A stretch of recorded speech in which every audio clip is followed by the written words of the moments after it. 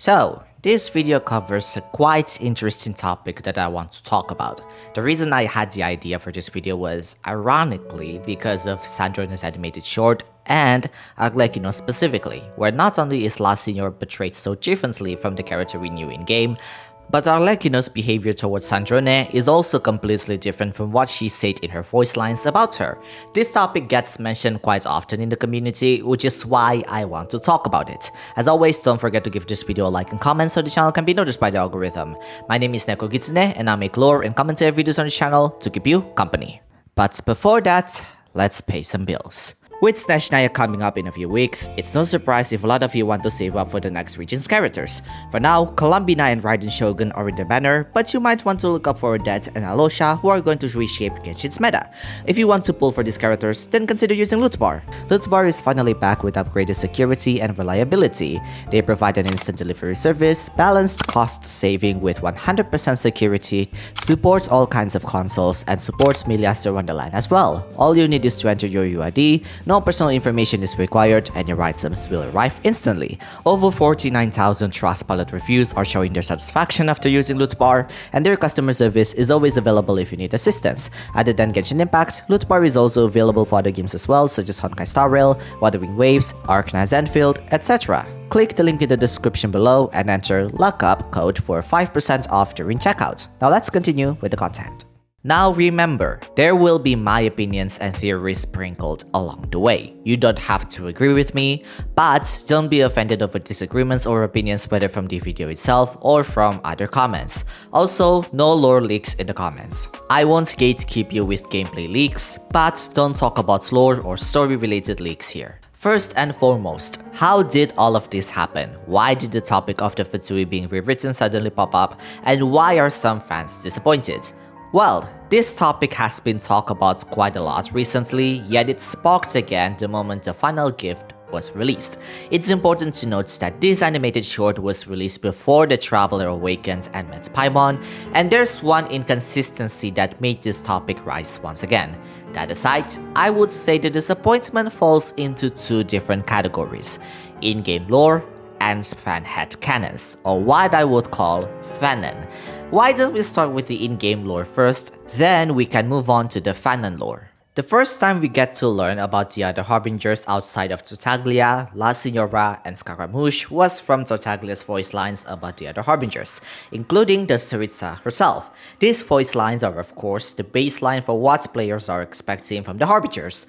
Shortly after his voice lines were released, Genshin released Winter Night's Lazzo, which depicted the funeral of La Signora and the introduction of the FATUI Harbingers. Now let's just take a look at the first few lore drops about the Harbingers based on what Tartaglia said. If you read and listen to every single one of them, none are really that inaccurate because, technically speaking, they are correct. I think what people talk about the most is Columbina's voice line, where he mentioned that he doesn't understand why she is the third rank. The FATUI Harbingers are ranked by strength, and I have no idea why that girl is number 3. I'd test my skills with every Harbinger who ranks above me if I had the chance. But when it comes to her, something just doesn't feel right.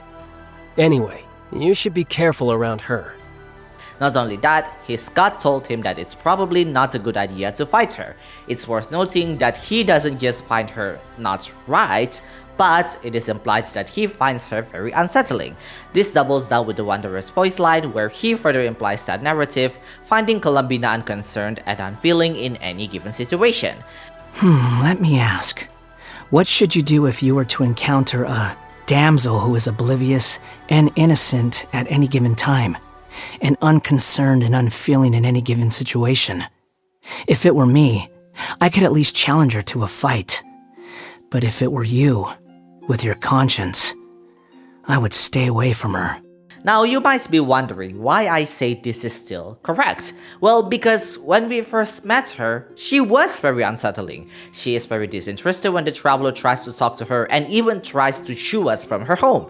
Both their voice lines are still accurate. Even if we count Arlecchino's voice line about her, it is still accurate because Columbina's answer to the Traveler's questions were very unexpected at the beginning of the quest. She is a very special Harbinger. Pose her a question, and the answer you receive will be entirely unpredictable. if she sees fit to give a proper answer at all. Regardless, any answer you do receive is sure to be an interesting one. Not only that, what Tartaglia said about not fighting her is correct because she is a moon goddess, literally a being that is stronger than the Archons. Let's not forget that her singing in front of Sandrone's bedroom is just as unsettling because for a normal person, why would you do that? While it's true that she is just comforting a friend, like how she is trying to comfort her own friend in Winter Night's Lazzo, it can come off as creepy for people that don't know the context. And funny enough, back then, we don't know the context. Now let's not just talk about Columbina, let's take a look at everyone else we've already met, whether directly or indirectly. We won't talk about the Wanderer because he already deleted himself from the Irminsul, therefore there really isn't much material that can be said about him since Fontaine. That said, the Torre, Pantalone, Tartaglia, Arlecchino, Capitano, and Piero are still accurate to their descriptions to this day. If we take a look at the Pale Flame artifact set, what the game portrays, whether in animated shorts or in-game lore, is still accurate. Dottore is a madman, Pantalone is extremely calculating, Tartaglia is the closest harbinger to feeling normal, Arlecchino is indeed a wolf in sheep's clothing because her demeanor can change the atmosphere very quickly, Capitano is a very well-respected warrior, and Piero is just as respected, albeit in a different way than Capitano. If anything, Piero is the reason why most of the harbingers joined the Fatui in the first place. Now we'll have a separate section for Sandrone specifically, but she is also accurate to what the harbinger said because she has an awful temper. All except one voice line, Arlecchino's. Arlecchino is shown to be quite friendly towards Sandrone. Now this isn't necessarily new information per se, because Arlecchino was at first quite disinterested towards Sandrone.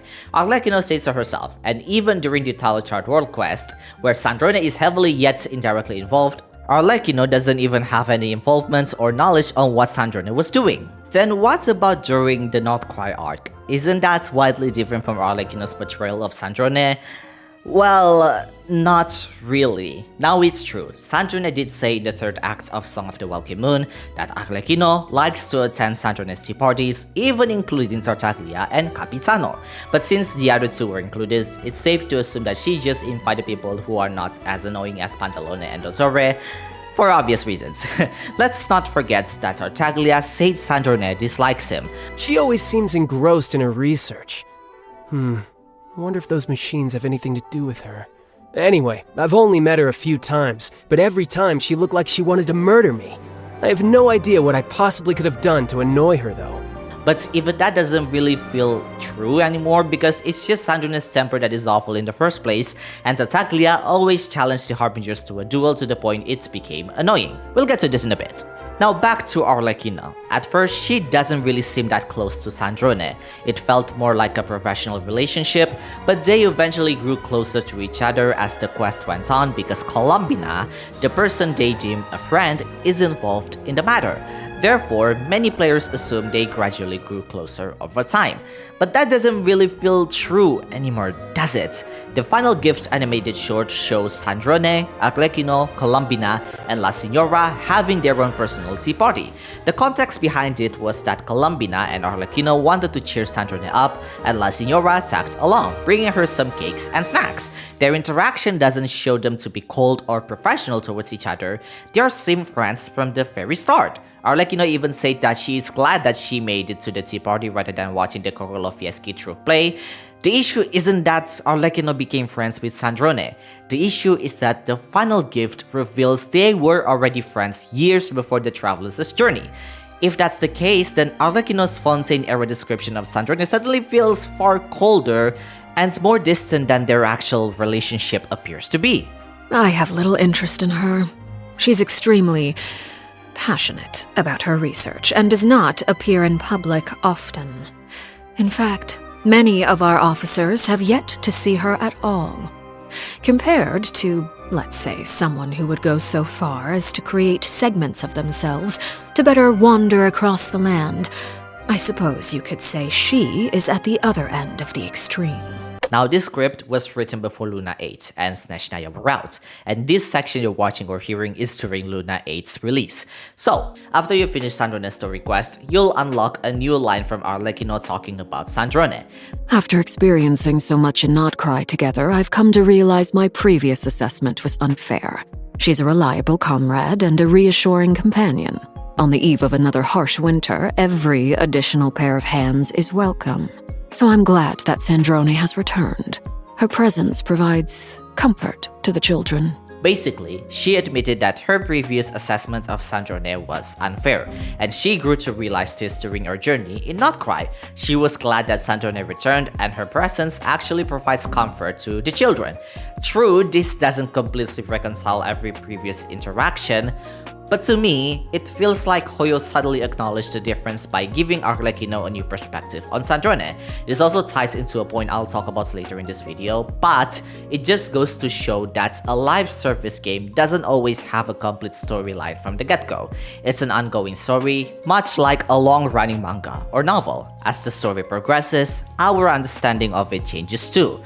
But if I were to theorize a bit, one possible explanation is that Hoyo intentionally renamed the original voice line to About Marionette Research, suggesting Arlecchino's earlier comments was referring specifically to Sandrone's research rather than Sandrone herself. Another possibility is that Arlecchino simply viewed Sandrone as a capable co-worker before Nod-Krai and only afterwards came to genuinely appreciate her as a companion. Whichever is true, the fact remains that Arlecchino now acknowledges Sandrone as a reassuring companion, and this might have become even truer after the events in Nod-Krai and her return.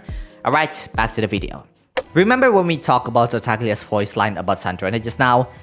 Interesting, isn't it? Because it wasn't really Sandrone disliking Tartaglia, it was just her having an awful temper. Now admittedly, she might dislike Tartaglia, but later material suggests Sandrone views Tartaglia as immature rather than genuinely hateful, commenting how Tartaglia always challenges the Harbingers to a duel to the point it became annoying. Columbina also states that Sandrone thinks of Tartaglia as the Harbinger who lives like ordinary people, which doesn't seem like an insult at all. If anything, compared to the backgrounds of other Harbingers, that sounds more like a compliment. This is interesting because despite one inconsistent line, everything else felt a little bit mixed from the start. Not mixed as in inconsistent lore, but rather that some Harbingers' lines are not aligned with one another. The reason is very simple. All Harbingers have different opinions of each other. Just like us in real life, we have different opinions towards the people we know. Let's take another example.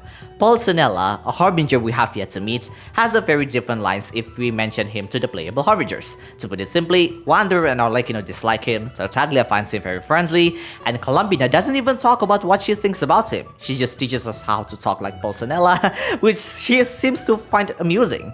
Another is Pantalone, where Wanderer, Arlecchino, and Columbina talks badly about him, yet Tartaglia doesn't really care much as long he delivers the money.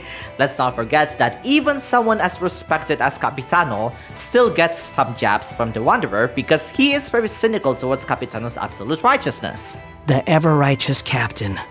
The brave and fearless captain. The nigh-invincible captain. Even my mechanical ears demand maintenance after listening to so many compliments from the members of the FATUI'S. Don't you think that possessing absolute righteousness is actually a latent danger?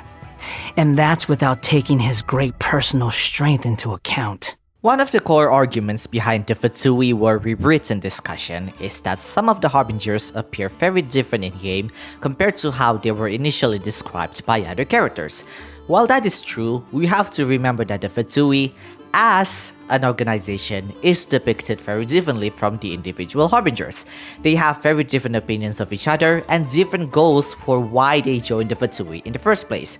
This ultimately leads them to viewing the organization very differently as individuals, because even someone as high-ranked as Arlecchino will not hesitate to betray the Tsaritsa if she wants to, something that is very accurate to what Tartaglia said prior to Sumeru's release, and we even see this act right in front of our eyes, where she will not hesitate to start acting by herself if the Tsaritsa doesn't do anything about the Tora's actions during Luna 3's Archon quest. The problem might not be that the FATUI'S changed, The problem might be that players spend years treating subjective voice lines as objective character profiles. Now this is where we can transition to the fanon territory. But before we continue, it's always good to remind you that this video took a lot of effort to make. If anything, I am scared to make this video because boy, you guys have very strong opinions about everything I say. Now of course, I don't mind that. But I have to always remind you to be civil and friendly in the comment section and not to be offended by other people's opinions. That being said, I need to have the balls to upload this video, and if you enjoyed this or just appreciate that I have the courage to make an opinionated video, be sure to hit that like and subscribe button because it helps this channel to be pushed by the algorithm and that lets me know that I'm doing a good job. With that said, let's continue. Frankly, when I made this section, there were two characters that actually fits within the fanon category, Arlecchino and Columbina. Capitano is included in this, but I'll talk about him later. I would say Arlecchino is on the weaker end of the spectrum because most of what the fandom expected was actually met and is still accurate to the existing lore. For example, she is a wolf in sheep's clothing, as we already saw in Fontaine's Archon Quest. She is still ruthless, as shown in her teaser where she executes a criminal without hesitation, and in that same video, she still sends the children of the orphanage on dangerous missions, hence why we see a child heavily injured at the beginning of the video who passes away at the end. The only thing that is different from what players expected is the fact that she doesn't just dispose of the children, but rather erases their memories if they choose to leave the House of the Hearth. If anything, that extreme part of Arlecchino's early portrayal was placed under a completely different character, the previous knave, Crucibina. All I'm saying is that Arlecchino still meets players' expectations despite having one part of her character not met. This is different from Columbina's case, where the rewritten allegations really come into play. Columbina's case is where this topic really heated up, in a way that makes it actually quite valid why people think the way they do. If we return to our previous topic, everything the game portrays in-game is not necessarily wrong. The interesting part is that the game never actually disproved what Tartaglia, Wanderer, or Arlecchino said about Columbina. The problem is that many players imagine a very specific version of those descriptions, and the actual character turned out to be different from that imagination. I think the most famous fanon interpretation is Hoyo Fair's video called Stairway to Heaven, where the story is about the Touré investigating a mysterious door that leads to endless stairs. In it, Columbina is the main antagonist, if you will, where she is portrayed as a cute girl but extremely creepy and scary at the same time, with angelic and seraphim symbolism all over her. This interpretation didn't come out of nowhere, it's all based on existing lore. Even prior to Nod-Krai, her design revealed in Winter Night's Lasso implied her to be related to the angels. This is one of the main reasons many players began theorizing that she was a surviving angel when Yohwalt Juthin revealed angel lore back in October 2024, and the Hoyo for animation, which was released at the end of the same year, further pushed that narrative where people thought of Columbina as a fallen angel, much like how existing lore back then portrays it. The issue wasn't that Hoyo contradicted the lore. The issue was that the fandom had already built a complete image of Columbina from a handful of scenes and voice lines. When the real Columbina appeared, she still matched those descriptions, but she also had qualities that many fans never expected. Now, to be fair, I don't think the fandom is wrong, because Columbina, prior to Nod-Krai, was heavily implied by the game to be unsettling, hence why people thought of her as such. Whether that interpretation is wrong or not is another discussion. The point is that the interpretation didn't come out of thin air. It was based on existing lore prior to her reveal. That being said, however, this doesn't really make Hoyo guilty, because they never claimed Columbina was a fallen angel either. The real question then isn't whether Hoyo lied about Columbina. The question is whether the version of Columbina they ultimately delivered lived up to the expectations they spent years building. 3 years is not a short time to wait, so of course the disappointment is justified, but it doesn't really make Hoyo ultimately wrong either. Now, this doesn't ultimately mean Hoyo handled Columbina perfectly. I will not lie, the current Columbina we have right now is not what I initially expected. If I were to make one criticism, it's the fact that her birth is very strange and not explained well.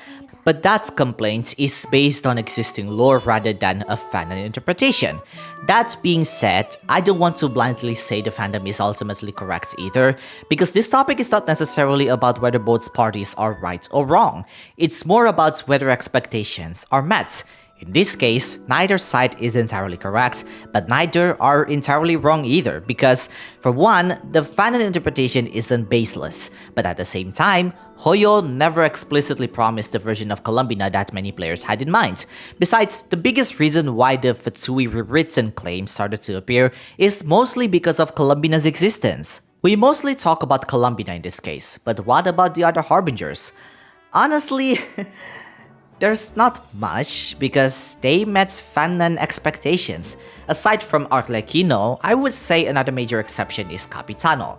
Before Natlan, many players imagined Capitano as an unstoppable force. After all, he was repeatedly described as the strongest Harbinger because the top 3 Harbingers were said to possess power comparable to gods. Naturally, expectations for him were extremely high. The controversy came when Natlan finally showed him in action. While Mavuika herself acknowledged his strength, Capitano ultimately failed to secure a decisive victory. The game later explains that he was no longer in his prime, had carried the burdens of countless souls for centuries, and had been worn down by the effects of the Curse of Immortality. Whether those explanations are convincing is up to the player, but the important thing is that, much like Columbina, the debate was never really about whether the lore contradicted itself. It was about whether the payoff matched the image that players had built in their heads for years. Personally, I don't think they met the expectations with this one when it comes to his raw strength. Other than that, however, I think they portray him exactly as they promised. He emits a powerful aura, is a truly respectable warrior, and is a reasonable person rather than being someone committing evil just because. So we've already talked about the Harbingers individually, which brings us to the entirety of the Fatui themselves. In this section, we will eventually talk about Sandrone, because she is one of the core characters who played a major role in Nod-Krai, and also defines the Fatui's current strange state. I think the most common argument people have now is whether the Fatui are really the major antagonists the game portrayed them as at the beginning of her journey. In more recent quests, some players feel the Fatui have been softened compared to their earlier portrayal. I have very mixed opinions on this, because here's an interesting fact to remember. The Fatui is still an organization filled with people with their own backgrounds. Not only that, they are still co-workers and comrades to each other, albeit not every single one of them gets along with one another. The common argument is that the Fatui have been watered down over time. But were they actually rewritten, or did we simply learn more about them as the story progressed? It doesn't help that there are other antagonists in the game that are actually more malevolent than the Fatui, like the Abyss, or others that don't fall under antagonist narrative, but are just as questionable, like Phaenix, the Four Shades, and Kainria, Celestia Vance. Don't get there, this isn't about them and you get the point. But even without direct storytelling, the game already told us that the Fatui are not as black and white as we thought, as we already see from the Pale Flame artifact set and other Fatui related quests. Let's take the Fatui soldiers for example. The Chasm World quest is a very good instance, and is one of the few times we see the Traveler cooperating with the Fatui. For context, some of the Fatui soldiers were sent to the Chasm by the Liyue Qixing to combat the Abyss, and they were deemed heroes prior to their mission. While underground, they were stuck for some time and were eventually discovered by the Traveler. He soon told them that they were no longer welcome in Liyue because of Tartaglia's actions in summoning Osial to the surface, leaving them devastated by the news. Another example is an undercover child from the House of the Hearth named Ludochka in Inazuma, where she plays the role of a shrine priestess at the Grand Arukami Shrine. While at first she did her job as an undercover spy really well, she eventually grew to love her work as a shrine maiden, not to mention she is Inazuman to begin with. After the conflict is resolved and she is about to return to Sneshnaya, the Traveler and Paimon convince her to stay in Inazuma. Yaemiko, who knew the child's true identity from the beginning, doesn't mind her staying anyway as she finds her interesting. What's interesting is that these stories already existed prior to Nod-Krai. These are just examples that first come to mind because there are many more quests with similar themes that have existed for years. The Chasm World quest already showed ordinary Fatui soldiers as shredded people trying to survive rather than cartoon villains. influence. Likewise, Ludotsuka quest in Inazuma showed that not every member of the House of the Hearth blindly followed the FATUI'S ideals. This is important because it means the idea of sympathetic FATUI members is not new. The game was already planting these stories long before Arlecchino, Sandrone, or Columbina became major characters. Finally, the big guns, Sandrone and Nod-Krai. Before we get to this section, we have to remember the main reason why the FATUI even appeared to Nod-Krai in the first place. The reason for the FATUI's arrival was to retrieve Columbina as per the highest order from the Pale Star Edict. They also utilized the Kuvaki Experimental Design Bureau to research the moon's power, which is a crucial part of the Tsaritsa's plan. This building was built on top of the Eternal Moon's remains, and while doing this, the FATUI eventually came into conflicts with the Frost Moon Scions as they demanded the Eternal Moon's power be given to them. To put it simply, the FATUI's involvement in Nod-Krai revolved around Columbina, the moon's power, and expanding their influence over a region that had remained largely outside of Snezhnaya's direct control. However, that soon changed as the goal shifted multiple times, from wanting to retrieve Columbina to fighting Rerir, then soon turning into them fighting against their own Harbinger. The FATUI are on board with this, and they even allowed Columbina to return to the moon eventually, which is a very different goal from what their arrival was supposed to mean. Sandrone plays the biggest role when it comes to FATUI affairs in these quests. She oversaw the construction of the Bureau, warned the Traveler not to intervene, built machines for the Bureau, and assigned some of the FATUI soldiers to Natlan to learn more about the Sacred Source technology since the moons were created using it. Prior to that, she was implied to only care about her machines, was extremely dedicated to her research, and her personality was even more foul than what was shown today. She even cut the tongue of an NPC in one of Fontaine's world quests. At first glance, it can certainly feel inconsistent. The same character who was introduced as an abrasive researcher and a ruthless harbinger is now spending so much of the story opposing the Torre and working alongside people she would normally have little reason to trust. From the player's perspective, the story shifted from pursuing Columbina to ultimately helping her. Now, to be fair, I can understand where Arlecchino and Sandrone are coming from, because she is their friend and the Pale Star Edict is just a ploy the Torre used to covet Columbina's power. Editing me again, and I want to add even more context to this. Personally, I think the game never properly addressed one of the most unsettling pieces of FATUI-related lore associated with Sandrone. The game did show Sandrone's fascination in Elan's work, and Curve is a creation that is inspired by Elan's creations. However, they never addressed the incident in which a Harbinger punished someone in one of the most inhumane ways possible, making them mind broken, cut their tongue, and even drop them as an unresponsive husk inside the Opera Epiclese because they broke a machine that is related to Elan. The game never implied this NPC to have died, but that's still insane to think about. It's possible that they're saving this plot for a later storyline relating to Sandrone, but even so, the quest heavily points players towards her, yet her release material never revisits or clarifies the incident. You can listen to her voice lines or her character stories, and none of it was ever mentioned. Of course, we have to acknowledge the fact that the game never explicitly mentioned the culprit was Sandrone, and it could very likely be someone else. However, Sandrone is the only Harbinger we know to have fascination with machines, and it's very unlikely to be Scaramouche either because he is already erased from the Irminsul back then. If I can speculate, this could mean that the culprit was never Sandrone, and for the possible culprits, then it might be Pantalone, because the NPC's true goal was profits and take the Steambird for himself. However, that is a bit misleading because the game explicitly says the Harbinger has fascination towards machines, which in this case, only Sandrone comes to mind. Regardless of who did it, the released version of Sandrone never addresses the most notorious incident commonly associated with her. But even with that in mind, the entire story of the FATUI no longer matches the fandom's expectations. Even so, is this really a problem? And if it is Hoyo actually to blame?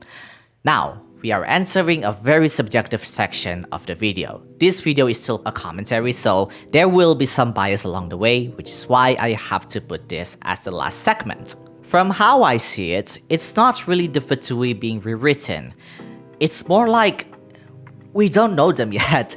Genshin Impact is a live service game, and Hoyo has to update it once every few weeks to keep players engaged. While character banners and the meta are one thing, So is the lore, because this game's main appeal is of course the world building. The developers often mention it in their behind the scenes videos as well, where you, the traveler, explore the world and develop. But during our adventure, people in the game, the NPCs, are also developing. This is no different for the Fatui, because they're also characters with individual traits. They have their own feelings, reasons for joining the Fatui, their own goals, and ultimately, different perspectives of each other. Now that's how I see it from a lore standpoint. But if we go outside of that, then how do I feel about it? To that, I do think some of the characters are rewritten along the way. Of course, that in itself is very speculative, because they never really released the Harbinger's lore fully prior to their release. But that's the thing, we have no idea what the writers are doing during development, but what we know is that they have to continuously adjust their drafts. Besides, it's very unrealistic to think they haven't adjusted or even rewritten the story over the past 6 years. As time goes on, of course, they have to adjust the main story to match the existing lore, and even correct or strengthen some parts of the story. Not only that, the story continues to progress in itself, so it's inevitable that we'll receive new lore and new perspectives. It's also the reason why Nod-Krai was released, because the lore is so cluttered that they have to release an entirely new region to solve this problem, and I'd say they did a really good job on that. Even before Fatui rewritten allegations come up, the signs are already there to begin with, because the Travail summary of each nation doesn't feel as accurate as it was during Mount Statue Inazuma. It's only recently that we got confirmation on Sumeru's, while Fontaine and Atlan feel rather distant from what we were originally teased. I won't lie, some of my initial expectations were not met, like how Capitano is not the powerhouse I expected, and I was a bit disappointed to learn that Columbina is not of an angel race. But at the same time, I don't really mind it that much, because Capitano is still portrayed as an awesome and cool character, while Columbina is being served to us in a different light. I don't really hate her current character either. If anything, I really love her canon interpretation just as much as I love her fanon lore. Sure, they're completely different, but they have their own charm. Besides, I find it a bit difficult to see Columbina as a fallen angel when the lore has been suggesting that Venice is not as evil as we initially thought prior to Nod-Krai, but that's another whole can of worms that I won't be opening today, and probably won't be. I still don't hate the idea, but with the current angel lore we have today, I just don't see it to make sense. I have to say, however, it would be great if they release or introduce her as that prior to the angel lore introduction in Atlan. To me, Nod-Krai is where the feeling of inconsistency becomes most noticeable, because the FATUI'S priority seems to shift repeatedly throughout the story. Sure, Columbina became the moon goddess of Teyvat, and this is likely part of the Tsaritsa's goal in the first place. Now that the Frostmoon returns to Teyvat and the Ermin Soul is burnt, I believe this is still aligned with her plan, because now that fate doesn't act like it used to be, this gives her a higher chance to defeat the Heavenly Principles. But that's besides the point really. I wish they would explore more why Columbina is crucial for the Tsaritsa, because the story of Nod-Krai never really explains that. Instead, they only explains why Columbina and the moons are important to Teyvat in the first place, and maybe this is the reason, but I wish they are a little bit more transparent to this point. To me, that's where Hoyo fails to explain. The goal is there, the story is there, it's just that they don't really give a good explanation as to why that's the case. Here's the thing, Genshin Impact's story is not yet complete. Of course, expectations were not met, and that's a valid criticism to have. But it's natural to expect that Hoyo rewrote the Fatui possibly multiple times at this point to fit the current narrative. The newest Nashnaya teaser shows us a different portrayal of the Fatui, where cracks are beginning to form and they start to doubt the Tsaritsa. Earlier in the story, the Fatui often appeared as a unified force marching toward a common goal. However, recent lore paints a very different picture, where individual harbingers increasingly pursue their own priorities and begin questioning the cost of the Tsaritsa's plan. Arlecchino will definitely rebel against her if she wants to, the Tora literally rebels on his own accord, Columbina is leaving the Fatui, and many more. If anything, I find this rewrite intentional to fit the very crucial lore that we have in this game. Travail. She is a god with no love left for her people, nor do they have any left for her. Her followers hope only to be on her side when the day of her rebellion against the divine comes at last. In conclusion, the Fatui being rewritten is very, very possible. That part is still a speculation, but if it's true, that part of development has a good reason why. I won't go on the business side of the spectrum here because that is way out of my league of expertise, but since Neshnaya finally releasing soon, this is naturally to be expected, and I do believe there's a good reason why we don't know the true reason that Sarisa needs the power of the moon. For now, I would say Hoyo did a good job of making the Fatui as a sympathetic feeling group and not making them cartoonishly evil or just two-dimensionally evil, but rather villains with actual stories who are still human. However, I do wish they did a better job at explaining why. Again, they'll likely keep us on edge because everything will be revealed in Neshnaya, but for now, all we can do is wait until the Nation of Ice gets released in a few weeks. With that, thank you so much for watching this lengthy video. I really hope you enjoyed it because this took quite a toll on my brain. Don't forget to hit that like and subscribe button so this channel gets pushed by the algorithm, and let me know what you think in the comments below. Jana!